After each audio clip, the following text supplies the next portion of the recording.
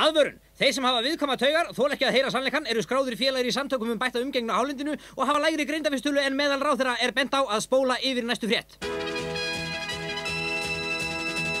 Samkvæmt áreiðanlegum upplýsingum sem Friðbjörn Benjamínsson starfsmaður forsætisráðuneytisins lag til Hauks Hats Haukssonar rannsóknar ekki fréttamanns í afar leynilegu trúnaðarsamtali kom í morgun hingað til lands erindreki frá Páfagarði, séra Símon von Floppviski og ef marka má heimildir ekki frétta er hann með heilagan anda í farteskinu.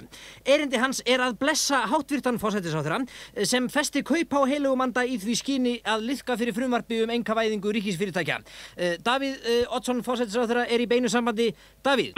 Blessaður. Segðu mig, Davíð, er það rétt að þú hafi verið blessaður? Já, blessaður. Það aldeilis ekki fréttir. Þær raddir hafa heyrst að þú ætlir að auglýsa til sölu hlutabréf á almennu markaði og einkavæða heilagan anda. Er þetta rétt? Já, blessaður.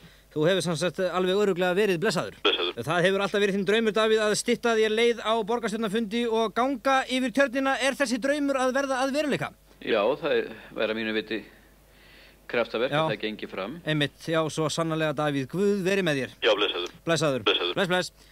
En hvernig líst framsóknarmönnum á að einkavæða heilagan anda? Páll Pétursson. Þannig verið að leggja niður merkilega starfsemi á vegum ríkisins til þess að rýma til fyrir og afhenda eigurinnar kolkrabbann. Já, grunaði mikið og svo er þetta örugglega allt saman svikið undan skatti, sett á hausinn, skipt nafn og skuldirnar skildar eftir. Sama sagan. Þetta er Haukur Hauks með fingurinn á sogæðum samfélagsins og síður en ekki svo ferskur.